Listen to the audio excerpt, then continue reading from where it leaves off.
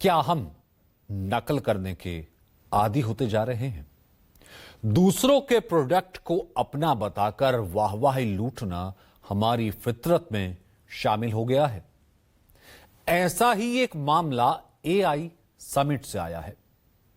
बिना जांच पड़ताल किए दूसरे के रोबोट को हमने अपना बता दिया और जैसे ही खुलासा हुआ कि इस रोबोट को किसी और देश ने बनाया है, तो फिर सोचिए क्या हुआ होगा। ये रिपोर्ट देखिए। पहले इस तस्वीर को देखिए। टक टकाटक यूनिवर्सिटी की सीढ़ियों पर चलता ये रोबोट। इसे बनाने वाला जैसे चाहे वैसे घुमाए, इशारों पर चलता जाए। थोड़ी देर में यूनिवर्सिटी का गेट खुलता है। देखिए गार्ड से ये रोबोट कैसे हाथ मिलाता है। अब ये देखिए सीढ़ियों से उतरते रोबोट को। ये वीडियो दिल्ली के एआई समिट में ले जाने से पहले का है। क्या बात है, कितनी तरक्की कर गए हम, कमाल कर दिया हमने। ठीक ऐसे ही ढिढोरा पीटा गया दिल्ली के एआई समिट में। अब सीधे ले चलते हैं एआई समिट के उस पवेलियन में जहां इसे दुनिया को दिखाने के लिए लाया गया। What do we have here? We have something very interesting out here. Look at this. That's a robot. It's a cute little robot. It's waving. Yes. That's the kind of technology that India is currently developing. And at the AI Summit, these are some of the crucial things that you get to see. It's quite cute. It's quite heartwarming. And I have with me Professor Neha Singh. Hello, hi. Hi, how are you? I am good and welcome to the pavilion. Okay, Neha, I wanted to ask you, we see all this new technology happening here. We see this. This is Orion. You need to meet Orion, and this has been developed by the Center of Excellence at the Galgotias University. I would also like to take a moment to brief you about Galgotias University. We are the first private university investing more than 350 crore rupees in artificial intelligence, and we have a dedicated data science and artificial intelligence block on the campus. So Orion has been developed by the Center of Excellences, and as you can see, it can take all shapes and sizes. And it's quite naughty also. It's quite naughty also, and it can perform small tasks of surveillance, monitoring. It can take all shapes from moonwalk to somersault. It can do all the gimmicks. सुना आपने? TV reporter को Galgotia university की professor Neha Singh robot की तरफ इशारा करके कहती हैं, ये ओरायन है, जिसे गलगोटिया यूनिवर्सिटी के सेंटर ऑफ एक्सेलेंस ने बनाया है। आपको कोई कंफ्यूजन न हो या सुनने में गलती ना करें, इसलिए नेहा सिंह के बयान को एक बार फिर सुना देते हैं। कान लगाकर सुनिए। This is Orion. You need to meet Orion, and this has been developed by the Center of Excellence at the Galgotias University. बिल्कुल शीशे की तरह साफ है कि इस रोबोट को गलगोटिया यूनिवर्सिटी के सेंटर ऑफ एक्सेलेंस ने डेवलप किया है, मतलब इसे बनाया है। नेहा सिंह इस रोबोट की तारीफ करते हुए एक बार नहीं दूसरी बार फिर कहती हैं, इसे हमारे यूनिवर्सिटी ने डेवलप किया है। Orion has been developed by the Center of Excellences, and as you can see, it can take all shapes and sizes. And it's quite naughty also. It's quite naughty also, and it can perform small tasks of surveillance, monitoring. It can take all shapes from moonwalk to somersault. It can do all the gimmicks. Moonwalk?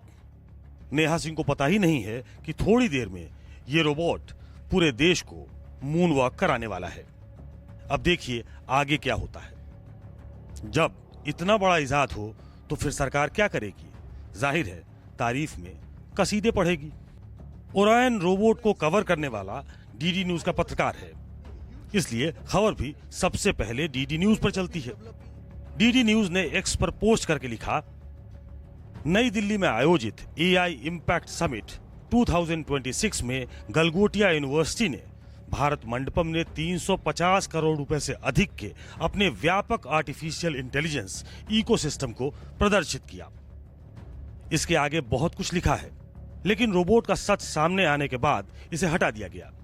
इसके बाद ministry of electronics and IT ने X पर post करके लिखा, watch India AI impact summit 2026 में Galgotia university ने 33 million euro का AI ecosystem प्रस्तुत किया। Orion robotic dog, iOS apps और 3D प्रिंटेड ड्रोन ने सभी का ध्यान खींचा। डीडी न्यूज ने एआई डॉग का लाइव प्रदर्शन भी दिखाया। इसके बाद क्या था, वाहवाही लूटी जाने लगी, तरक्की के कसीदे पढ़े जाने लगे। तब ब्लू टिक चाइना प्लस ने एक्स पर पोस्ट करके लिखा, an Indian university presents the Chinese robot Unitree GO2 as their own innovation at the AI Summit in Delhi। इसका हिंदी में तर्जुमा है, एक भारतीय यूनिवर्सिटी ने दिल्ली की AI समिट में चाइनीज रोबोट यूनिट्री GO2 को अपनी नई खोज बताकर पेश किया है। ये देखिए, एक तरफ AI समिट में दिख रहा रोबोट है और चाइना प्लस ने यूनिट्री GO2 की तस्वीर पोस्ट की है। जब एक के बाद एक ओरायन रोबोट को लेकर एक्स पर पोस्ट होने लगे तो आर्टिफिशियल इंटेलिजेंस ने पोल खोलनी शुरू की। डीडी न्यूज के पोस्ट के नीचे लिखा, this robot is imported from China which cost around $2,800। इसके बाद हड़कंप मच गया। एक के बाद एक इस रोबोट की तारीफ में कसीदे पढ़े गए। सभी एक्स पोस्ट को डिलीट कर दिया गया। गलगोटिया यूनिवर्सिटी ने पूरे देश को गुमराह किया। सरकार ने तुरंत एक्शन लेते हुए एआई समिट के पवेलियन से गलगोटिया यूनिवर्सिटी को बाहर का रास्ता दिखा दिया।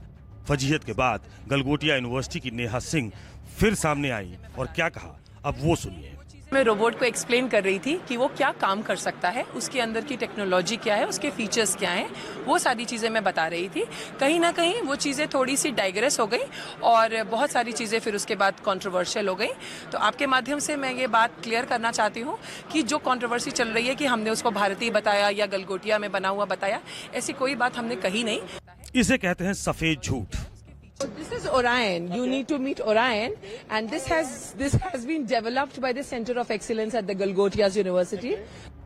इस रोबोट का नाम यूनिट्री का GO2 है और इसे अपना बताकर प्रोफेसर नेहा सिंह कहती हैं, ओरायन चाइनीज रोबोट को अपना नाम देकर एआई समिट में लाया जाता है और इसका एक अच्छा सा कैची नाम ओरायन भी रख लिया जाता है। चलिए मान लिया एक बार गलती हो सकती है, लेकिन ये आगे फिर वही बात दोहराती है और ठोक कर कहती है, Orion has been developed by the Center of Excellences, and as you can see, it can take all shapes and sizes. And it's quite naughty also. It's quite naughty also, and it can perform small tasks of surveillance, monitoring. It can take all shapes, from moonwalk to somersault. It can do all the gimmicks. जब सच्चाई सामने आई तो नेहा सिंह ने क्या कहा, एक बार वो सुनिए। वो रोबोट हमने बच्चों के स्टडी करने के लिए और रिसर्च के लिए लिया था। लैब में था वो, यहाँ प्रोजेक्शन के लिए आया था, वापस लैब में है। कहते हैं ना, आदमी झूठ को छिपाने के लिए झूठ पर झूठ बोलने लगता है।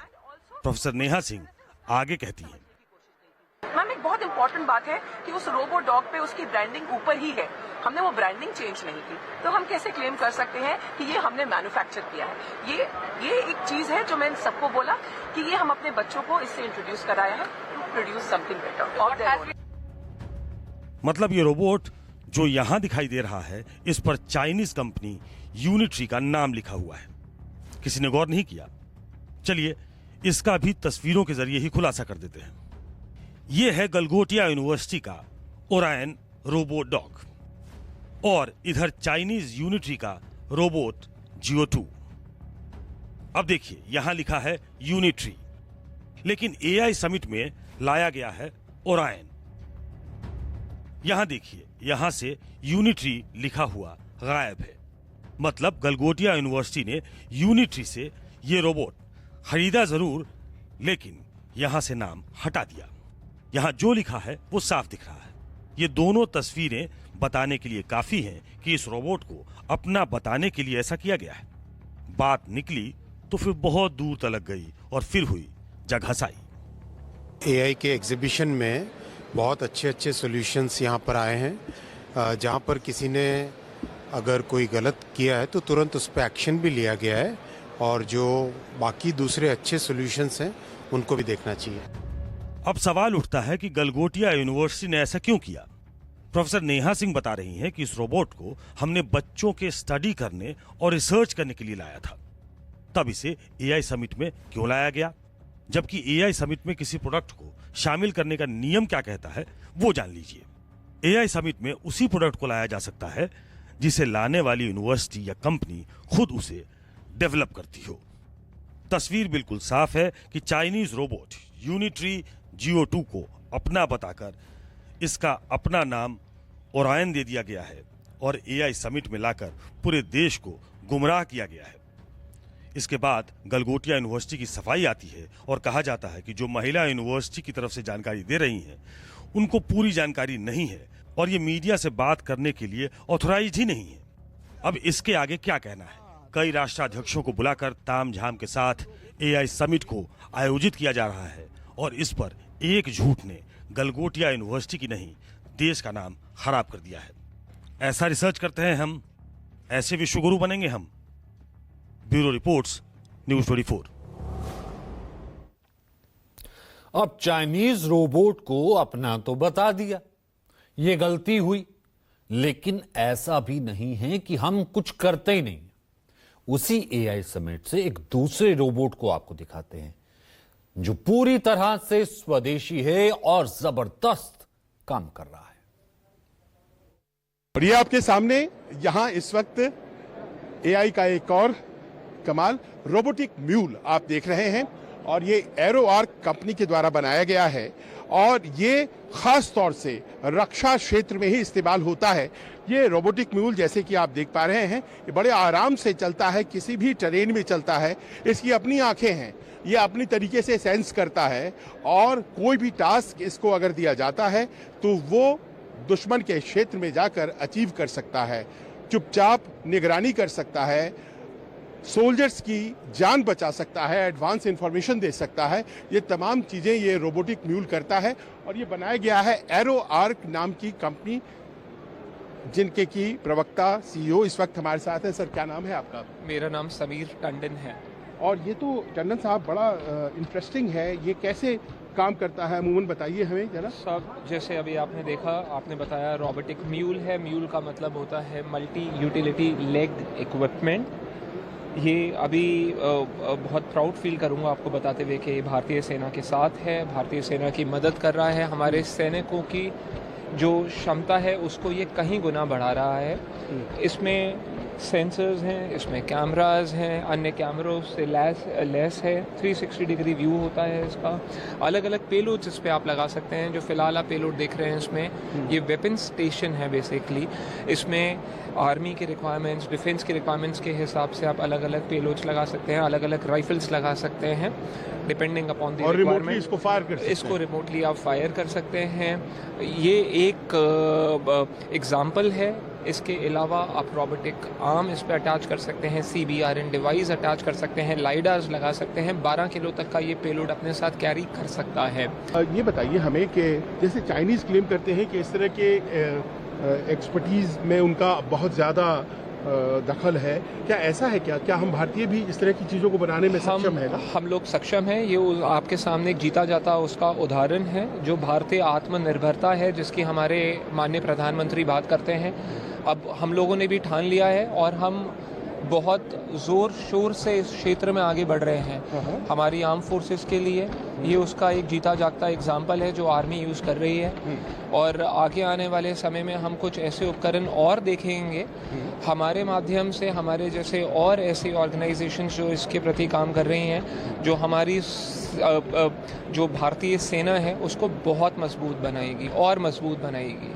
तो रक्षा के क्षेत्र में आर्टिफिशियल इंटेलिजेंस कैसे कमाल दिखा सकता है, हमारे सैनिकों की रक्षा कैसे कर सकता है, हमारे सैनिक ज़्यादा प्रभावी हों, वो कैसे ज़्यादा प्रभावी हो सकते हैं, उन सब को बताने के लिए ये आपका रोबोटिक म्यूल है। और जैसे कि टंडन साहब बता रहे हैं, ये किसी भी टेरेन पे काम करता है, किसी भी मौसम में काम करता है। उन परिस्थितियों में जहां हमारे सैनिक आगे जाकर के काम कर सकते हैं, लड़ सकते हैं, उसमें एक एडवांस पार्टी की तरह ये जा सकता है। और हमारी जो रक्षा तैयारियां हैं खासतौर पर लैंड बॉर्डर्स पर, वहां बहुत ही बेहतर तरीके से ये परफॉर्म कर सकता है रोबोटिक म्यूल।